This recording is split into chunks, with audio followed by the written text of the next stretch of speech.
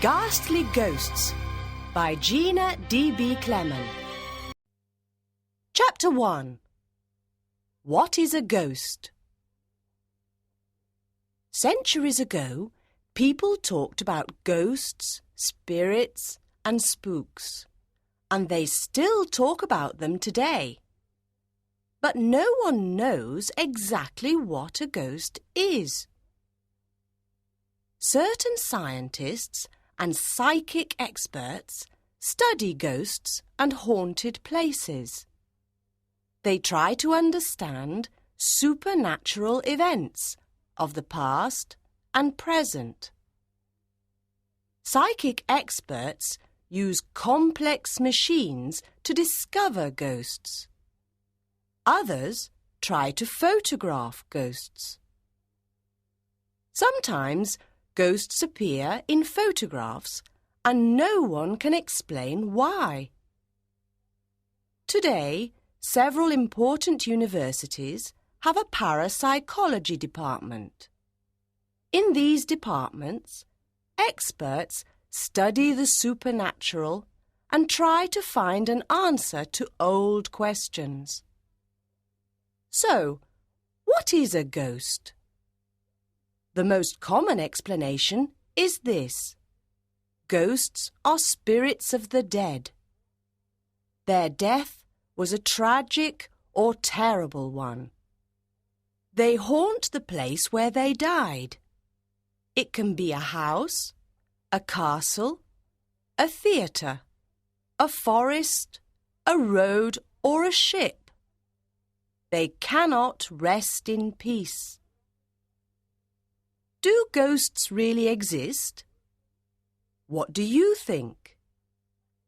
Read this book carefully and become a ghost investigator. Fill in the phantom file with your opinion after each case, and then decide. Chapter 2. The Horror of Berkeley Square. There are many ghosts in the City of London. There are haunted houses, theatres, streets, and pubs. One of the most evil ghosts is the one at Berkeley Square. Between 1870 and 1900, no one wanted to live at 50 Berkeley Square. There were footsteps at night and macabre appearances. One particular room in the house was especially dangerous. In 1870, a brave young man decided to sleep in the haunted room for one night. "Ghosts don't scare me," he said. The next morning, he was dead. His body was in the middle of the evil room. A year later, a young girl slept in the haunted room. That night, she saw or heard something horrible. The next morning, she was mad.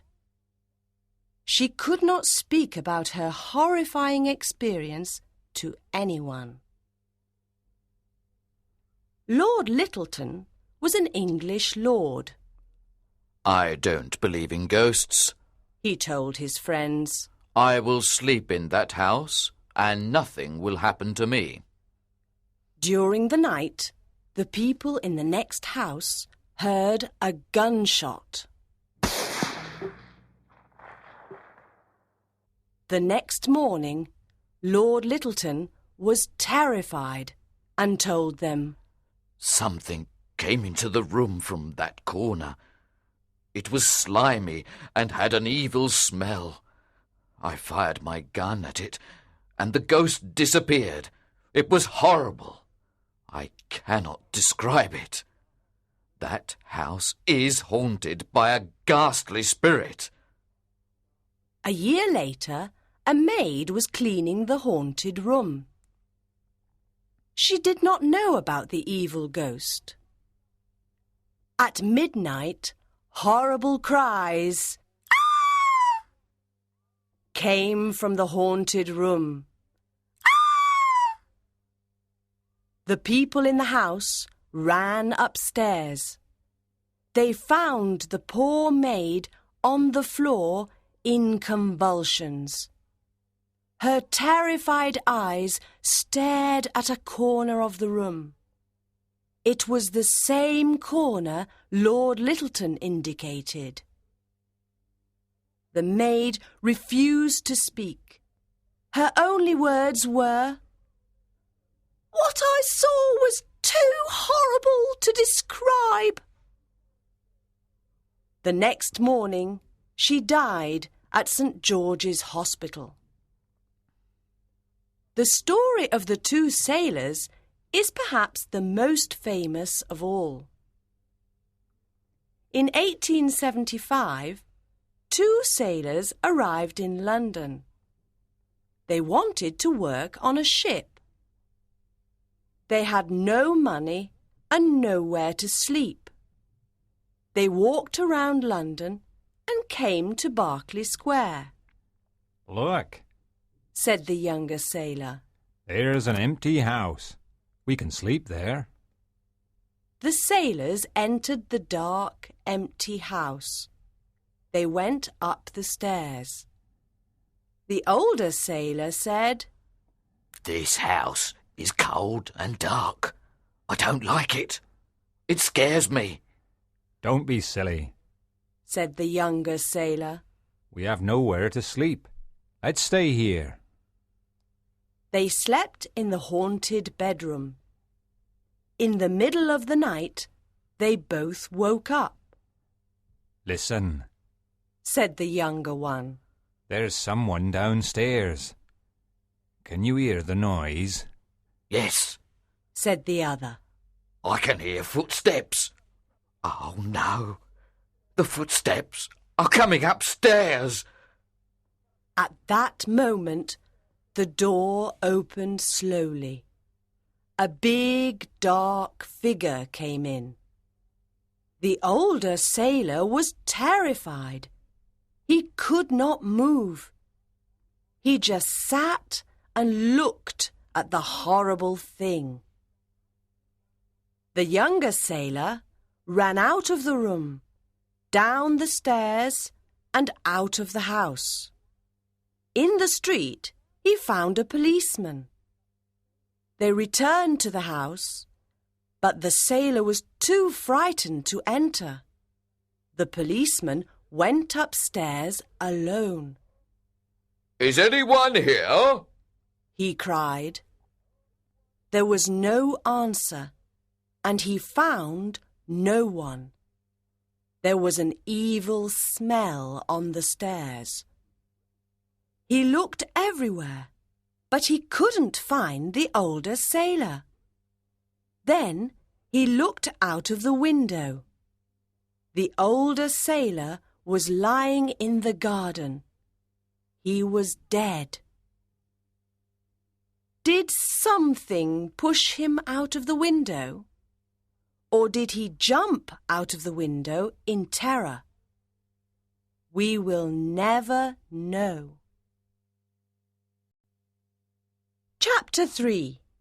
Glamis Castle and its Ghosts. Scotland is famous for its haunted castles and its ghosts. Glamis Castle has a long history of violent murders and ghosts. It is a big castle with more than 100 rooms and many secret hiding places. The castle also hides terrible secrets. During the Middle Ages, there was a battle near the castle. After the battle, some men came to the castle. They were afraid and in danger. "Excuse us, sir. We are in danger. The enemy is following us. Can we stay at your castle for a few days?" they said. The Earl of Glamis smiled and said, Follow me. You can hide in a secret room. The men were happy and said, "Thank you, sir. You are very kind." The Earl of Glamis looked at the men, but did not answer. He took them to a secret room. Enter, and don't make any noise, he said. The men entered. The Earl locked the door and put the key in his pocket. He never opened that door again. Many years later, Lord Strathmore opened that door and fainted. He found a room full of skeletons. Visitors to the castle often hear strange noises in that room. They hear knocks at the door. Perhaps the ghosts of the men want to get out. The Grey Lady is another ghost of Glamis Castle. Lady Janet Glamis lived during the reign of King James V of Scotland. King James was a cruel man and did not like Janet. "Lady Janet Douglas Glamis is a witch. She tried to poison me," he said to his court. "No, that is not true," cried Lady Janet. "I am not a witch. I am innocent." The king sent poor Lady Janet to prison for many years, and she was very unhappy. Then, in 1537, the king's men burned her. Her ghost haunts the clock tower of Glamis Castle. People say her ghost is transparent, and there is a strange red light around her head. At the beginning of the 1800s, the Earl of Strathmore had a son.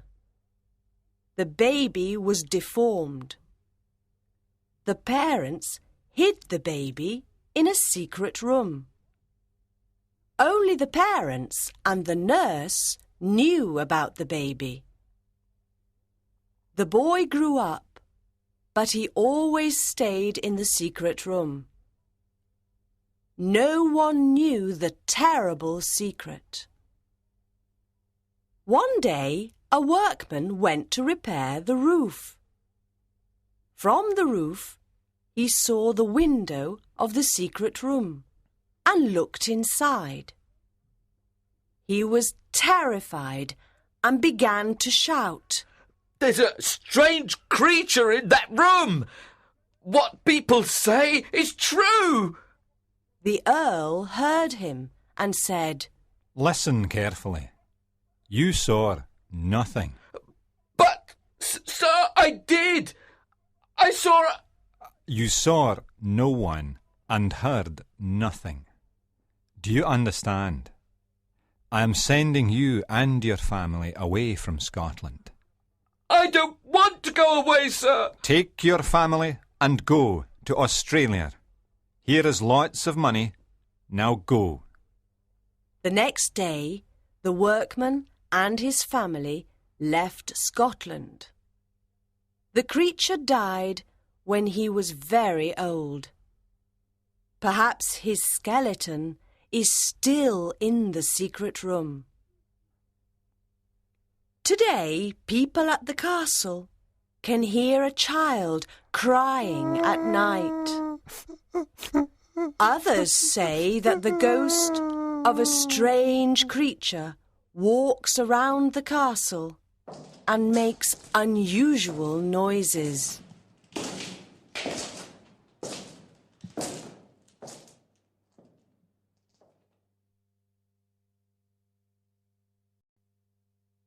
Chapter 4, Borley, a haunted village. Borley is a small village about 100 kilometres northeast of London. It has a church, a rectory, and a few houses. It also has more ghosts than any other village in England. In 1863, Reverend Henry D. Bull built the Borley Rectory. When he died in 1892, his son became minister and lived in the rectory with his wife and daughters. On the 28th of July, 1900, Reverend Bull heard a noise outside the rectory. He opened the door and saw his daughters. They were very frightened. "We saw a ghost!" they cried. "It was a nun, a young nun. She was silent and very sad. She walked in front of us." "Where is the ghost now?" asked Reverend Bull. "She disappeared," said one of the girls. Some people did not believe the girls, but a doctor and a teacher saw the same nun on the same day, the 28th of July, a few years later. On the 28th of July, 1972, a group of scientists saw her too. The nun was not the only ghost of Borley Rectory. There was also a headless man, a phantom coach with 2 horses, and others.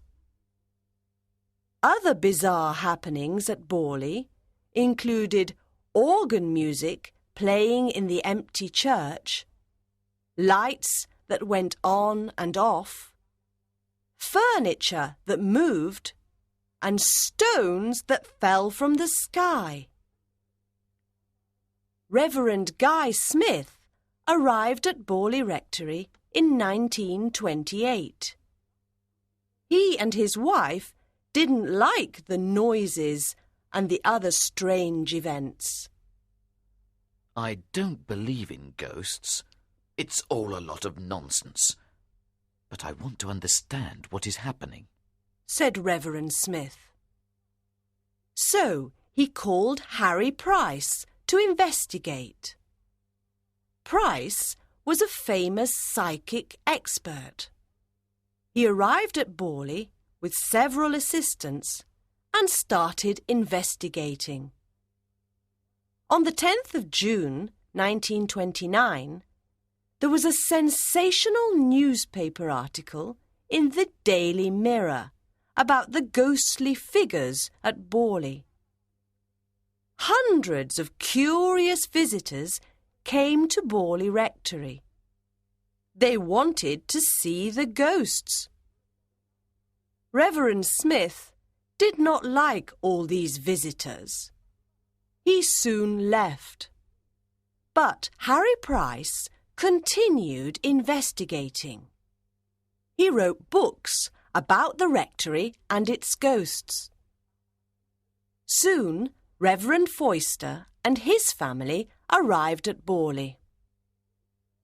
He and his family had the same problems as the other reverends. He kept a diary of the bizarre events.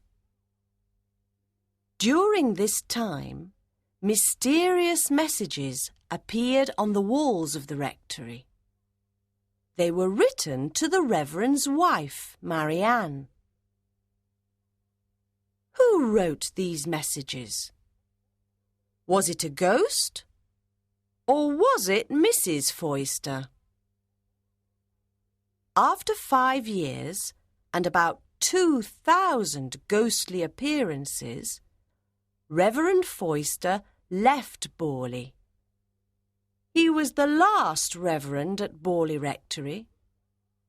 No one wanted to live there. On the 27th of February, 1939, a big fire destroyed the rectory.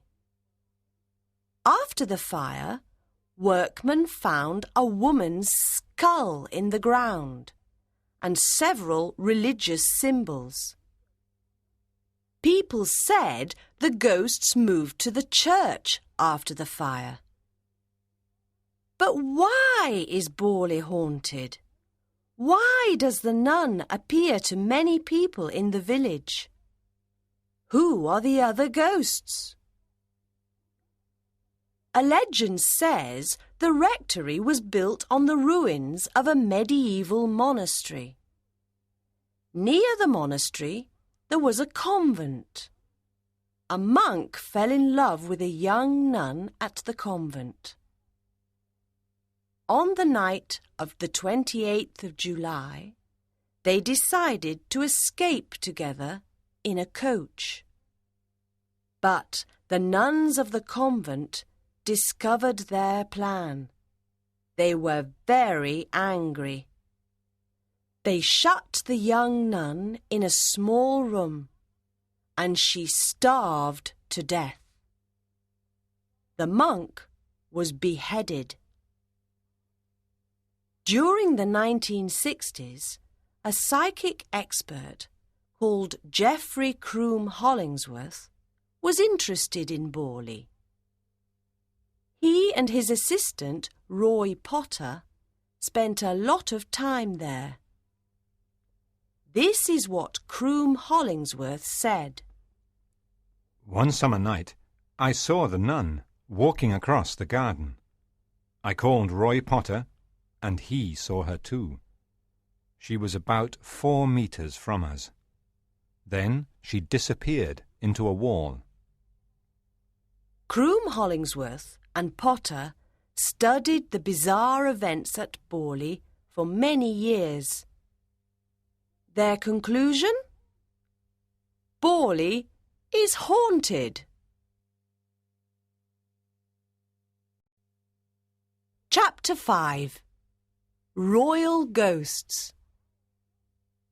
Today, the Tower of London is a popular tourist attraction. Millions of people visit it every year. Do they know the tower is haunted by royal ghosts? William the Conqueror wanted a castle and a prison and built the Tower of London in 1078. The tower has a ghastly history of tortures, murders, and executions. Anne Boleyn is a very active royal ghost. In 1533, she became King Henry VIII's second wife.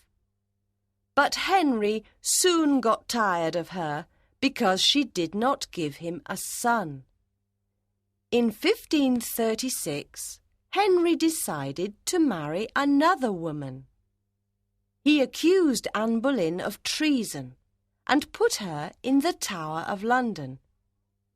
She was beheaded on Tower Green in May 1536. Her ghost is white and transparent. She haunts Tower Green, the White Tower, and the church in the tower. Sometimes she appears with her head. At other times, she holds her head in her hand. The ghosts of Henry's other unlucky wives, Catherine Howard and Jane Seymour, haunt Hampton Court Palace, just outside London. In 1972, a 9-year-old girl visited the Tower of London with her father. The tourist guide said, Anne Boleyn and other royal prisoners were beheaded on Tower Green. The executioner used a big axe to cut off their heads. That's not true. I saw Anne Boleyn a minute ago. But the executioner did not use an axe because Anne Boleyn was a queen.